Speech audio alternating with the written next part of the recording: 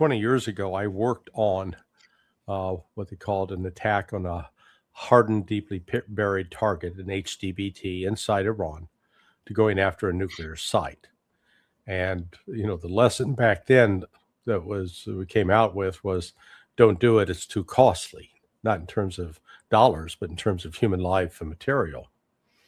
Um, I do believe that the deployment, an order was given sometime around March 11th, March 10th, because we saw an uptick then in deployment out of all of the bases in the United States that service U.S. Special Operations Forces.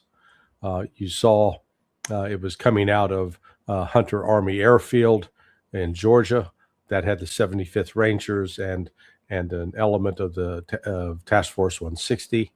You're coming out of Pope Army Airfield that had both, the 82nd, but also Delta Force and some other units that are, the Special Tactical Squad, STS 24th. They're sort of the preeminent. Those are the Special Operations Parachute pararescue jumpers / combat controllers. But they're the ones that go out and recover people. You had the Fort Campbell, Kentucky, again, the 160th there being loaded up and moved. You had the other Ranger Battalion out of Joint Base Lewis McChord. You had SEALs coming out of Oceana Naval Air Station. So, the only times that I ever saw those kinds of forces being assembled, it was either for some, big ass exercise, or they're doing it for real world. And in this case, it was clear it was real world. Now, so they were teed up. I don't know if they were going to go after Bashir, after Isfahan, or after Natanz, because Natanz is, I think, about 30, 40 miles north of Isfahan, maybe a little farther. What that F-15 was doing in the area, it was, let's call it preparation of the battlefield, or carrying out, trying to destroy some assets.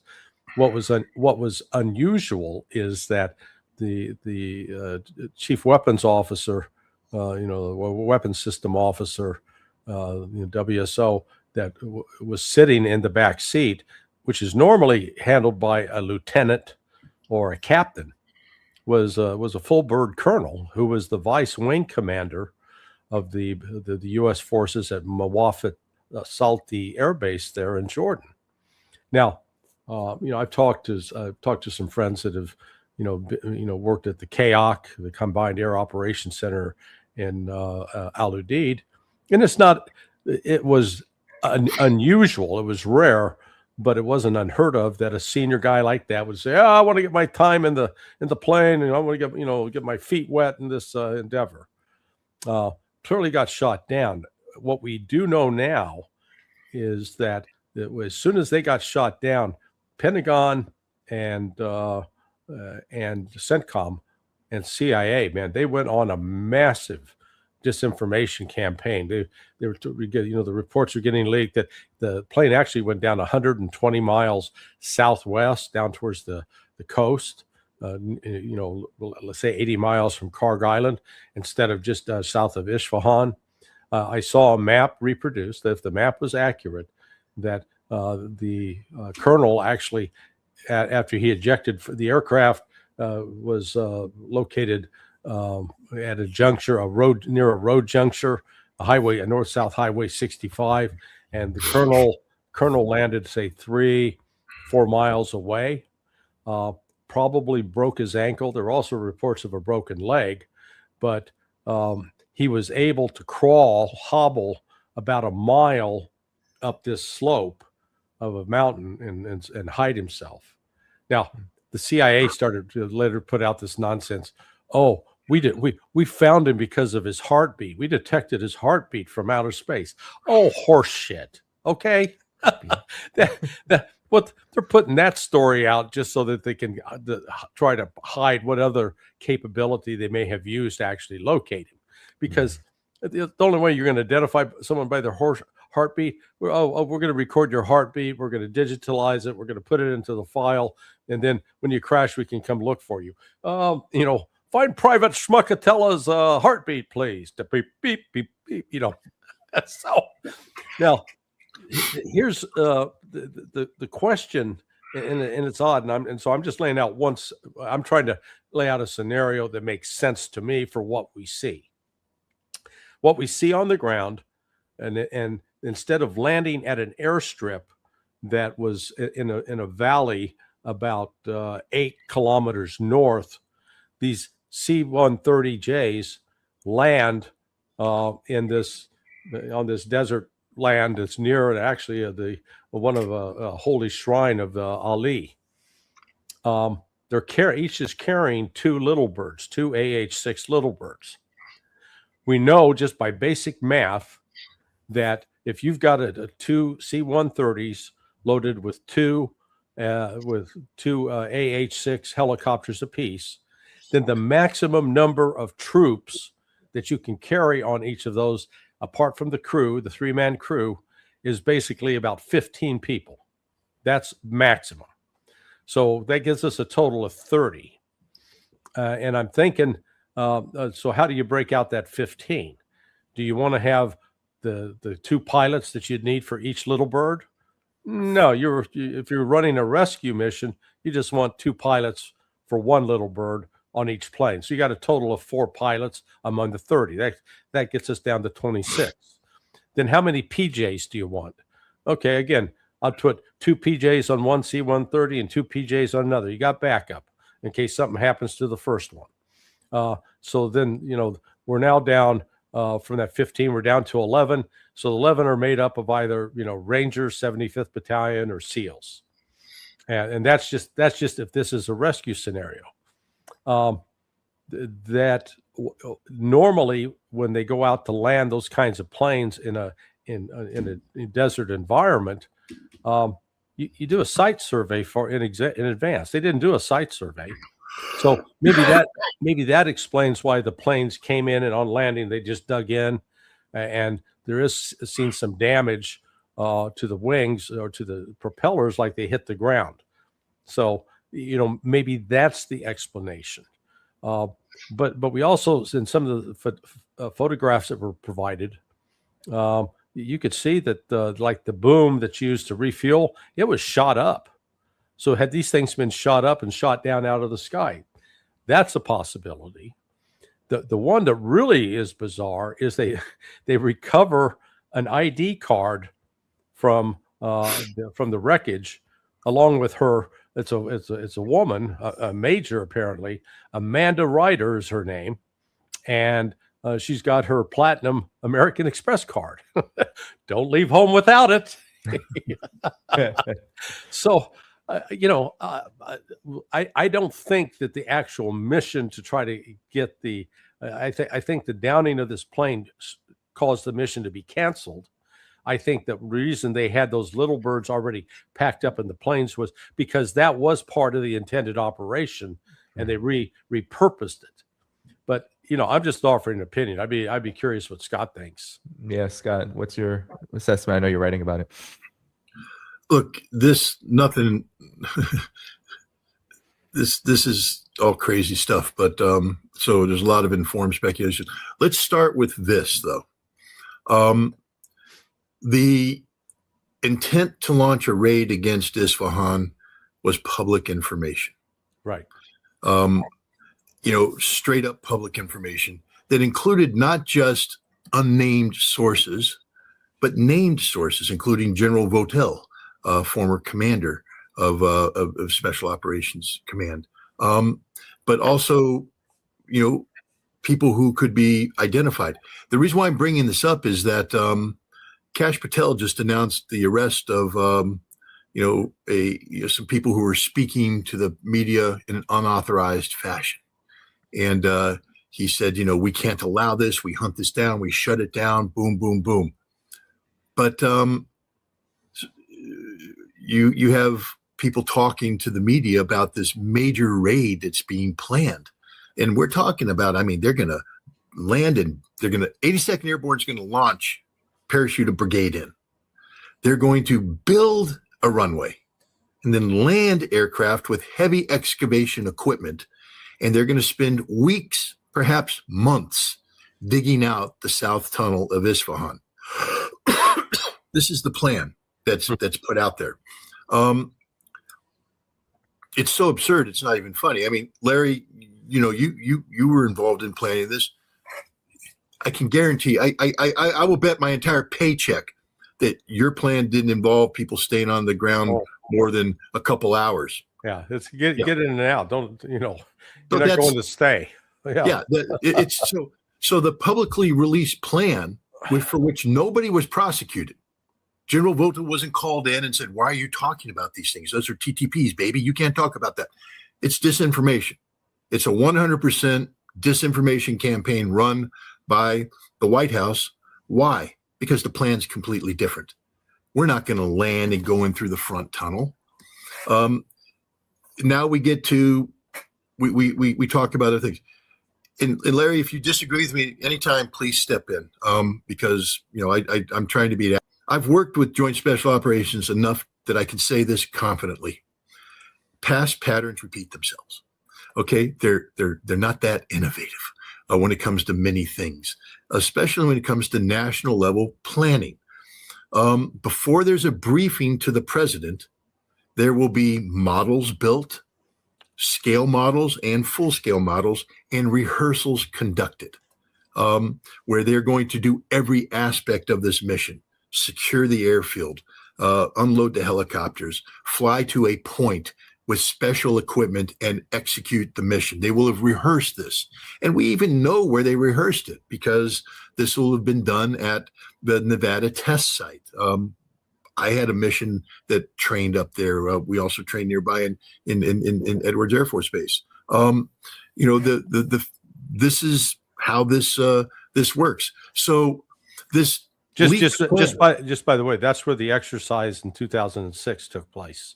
Yeah, it's just So, it's past patterns repeat themselves. I can probably even tell you the airfield that they landed at to simulate airfield seizure. It might be the same airfield that they landed at to simulate airfield seizure for Desert One. And it's the same one they used to simulate the rescue of UN weapons inspectors taken hostage by Iraq. But my point is this. President Trump made a decision sometime in March that they were going to launch this raid. They did a deception campaign to create get the Iranians looking here, land, boom. This was going to be an in and out operation. They were going to land. We can again take guidance from Firdos. What we now know about Firdos is that there was a ventilation shaft. When you have these deep underground facilities, there will be ventilation shafts. There has to be ventilation shafts. It's required for safety. You can't function down there without this. And what DARPA did is study that. I don't know what they call it anymore. The National Geospatial used to be Defense Mapping Agency. NGIA. Yeah, they come up with some fancy name, Geospatial Intelligence Agency or something. They do modeling. They do the whole thing. They've been looking at this for years. We also know that that IAEA inspectors were in this facility. They were in the tunnels. They reported back to the CIA. I promise you, I know this for a fact, that they were debriefed by the CIA, and they took all the dimensions. They know where the ventilation shafts are, and they built models. And they found a vulnerability, and they were going to land, assault, go down the vulnerability, seize or destroy, and get the hell out of there. It was going to be a wham, bam, thank you, ma'am kind of operation, because that's what they do. You've heard about Master Sergeant Vining, the EOD legend from Delta Force. During Desert Storm, he had a mission to go into Taji, and I can talk about it because he's talked about it. If he hadn't talked about it, I couldn't talk about it.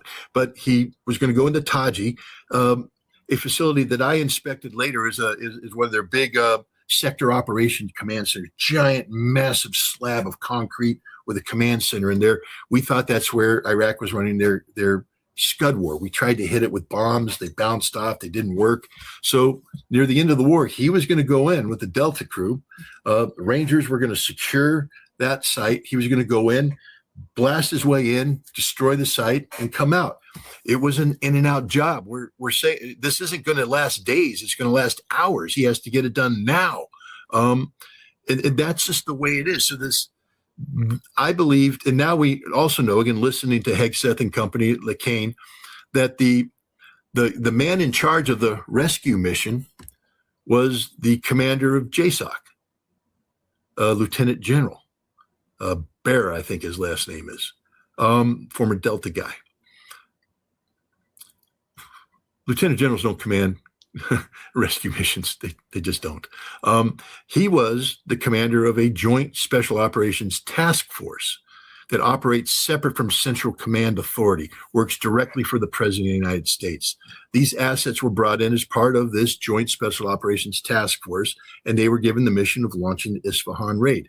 Now, when you take a look at the timelines available here, I had been working under an assumption that maybe they were given an audible, meaning that getting this kernel out was so important that they had to drop everything else to get it.